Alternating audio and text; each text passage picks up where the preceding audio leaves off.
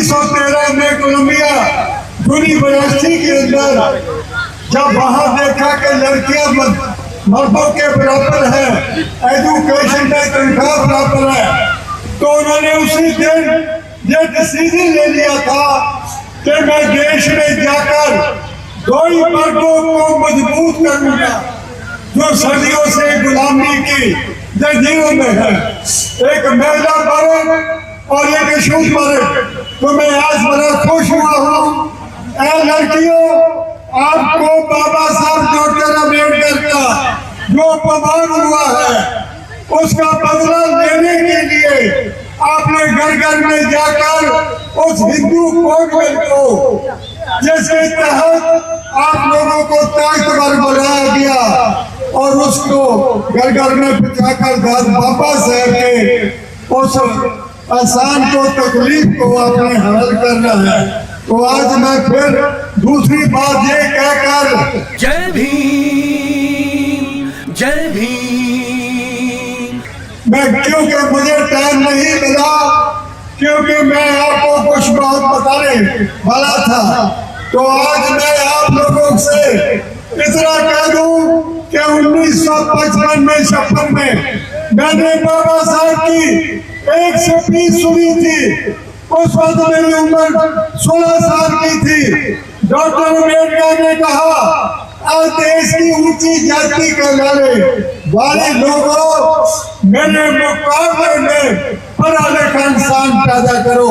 वो आज तक ना हुआ और ना कभी हुआ, और ये बहुत बड़ी ताकत आपके बीच में है। अरे बाबा साहब डॉक्टर अम्बेडकर ने और नकली बाबे सारे के सारे जेलों में बंद है। हमारे बाबा साहब का रंग रूप और उनका देखा, उनकी पर्सनैलिटी, उनको तो मैंने देखा था।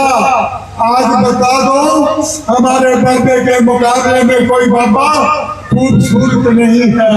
जितने नलायक बाबे थे वो सारे ही, अरे राम रहीम आसाराम बापू और 5 बड़े जेलों के बीच में है बाबा साहब के कानून के तहत।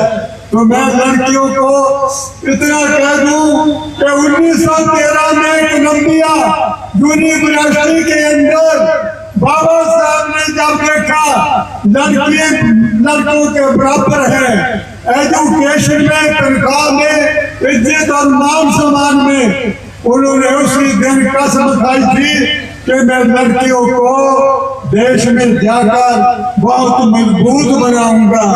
और 1942 के अंदर 1942 में बाबा साहब बासनाकी काउंसिल में लेबर मिनिस्टर बने।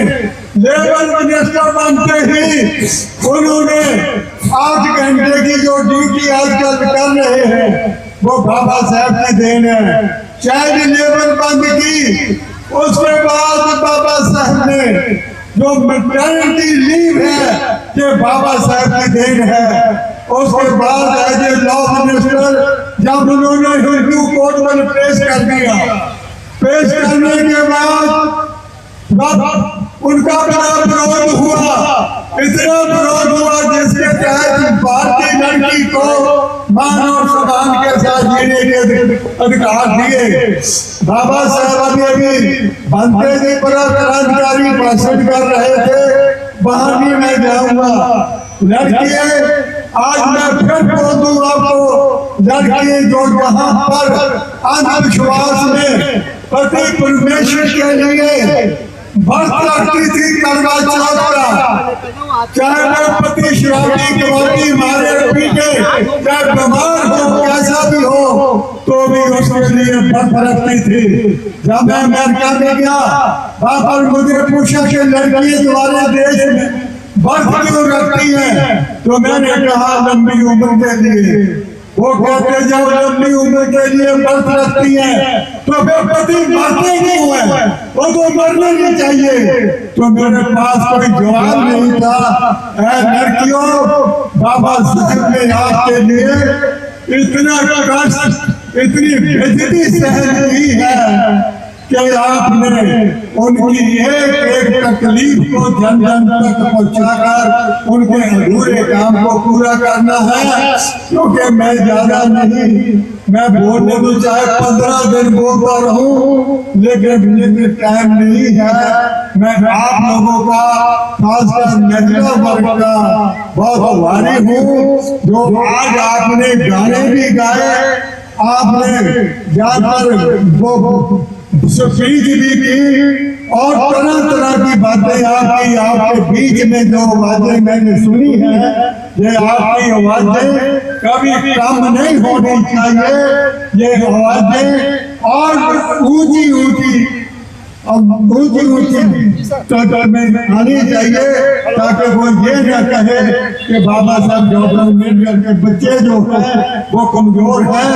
क्योंकि मेरे साथ राम बाबू हैं जो मेरे पास आते रहते हैं, क्योंकि मैं इनको बीबी मोरिया का बराबर समझता हूँ, क्योंकि मैंने बीबी मोरिया से बड़ा सीखा जिंदगी में, और मैं उन 1972 तक साथ रहा और ये मेरे साथ आते रहते हैं हर 2 दिन के बाद और इस मिशन मूवमेंट को आगे बढ़ाते रहते हैं। मुझे बड़ी खुशी है कि ये इसी तरह इस मिशन मूवमेंट को आगे बढ़ाते रहेंगे। ज्यादा वक्त नहीं लूंगा।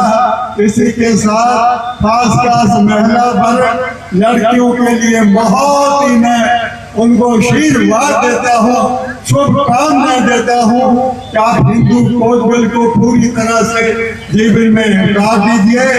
मैंने 10 बुक भी आपके लिए भेजी है हिंदू कोड बिल की, ये आपको दे देंगे।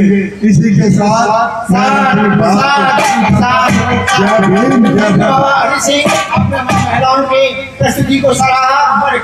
ये साहब को थोड़ा नीचे ले जाए, माननीय कृपाल साहब को नीचे ले जाए। देखिए आज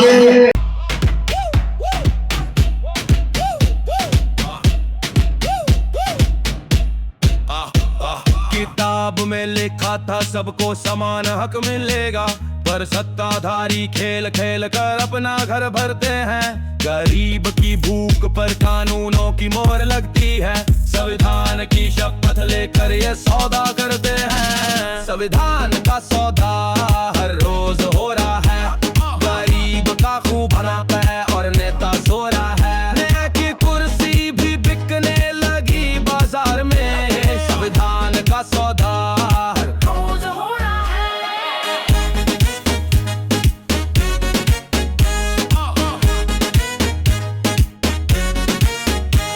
वोट मांगने आते हैं, बड़े बड़े वादे करते हैं, जैसे ही सत्ता मिलती गरीब की आवाज मरते हैं। कागज पे कानून बनते पर अमीरों को फायदा, गरीब की तकदीर वही दुख और दर्द का साया। संविधान का सौदा हर रोज हो रहा है, गरीब का खून न बहे और नेता सो रहा है। न्याय की कुर्सी भी बिकने लगी बाजार में, संविधान का सौदा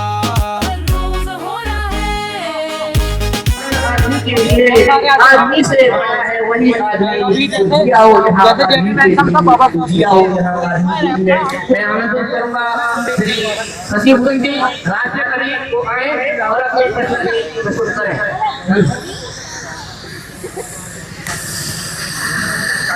देखिए सचिव होकर के राष्ट्रीय कवि और इनके गाने मिशन मूवमेंट के लिए जाने जाते हैं और हमारे बीच में पूरे देश के अंदर जहां कहीं भी बहुजन समाज पर एट्रोसिटीज होती है, उस एट्रोसिटीज पर अगर वो व्यक्ति वो परिवार मेरे पास तक पहुंच जाता है, जिन केसेज में मेरे फोन के जाने के बाद एक्शन हुआ, उस पर रेप केस तक है, कुल्हाड़ी से काटे हुए हमारे समाज के बहुजन समाज के लोगों को काटा गया, उन पर कार्रवाई कराने का काम किया। ऐसे सैकड़ों मनुवादियों को जेल भिजवा चुका हूं जो मेरे समाज पे, मेरी बहन बेटियों पर अत्याचार करते हैं। मेरे फिल्म प्रोडक्शन हाउस के अंदर अगर कोई आदमी इलेक्ट्रॉनिक मीडिया के अंदर जाना चाहता है या फिल्म लाइन में जाना चाहता है, उसको फ्री ऑफ कॉस्ट ट्रेनिंग में दे रहा हूँ और देता रहूंगा। धर्म पढ़ाएंगे आपको, रामायण महाभारत गीता बाइबल और कुरान। दोस्तों आपको पढ़ना होगा भारत का संविधान। 1984 में काशीराम साहब को ज्वाइन किया मैंने। जय भीम जय भीम और उस टाइम मैं 9th क्लास में पढ़ता था। उनके उस रास्ते पे काम करता हूँ। सामाजिक आंदोलन चलते रहना चाहिए, राजनीतिक आंदोलन चले या ना चले।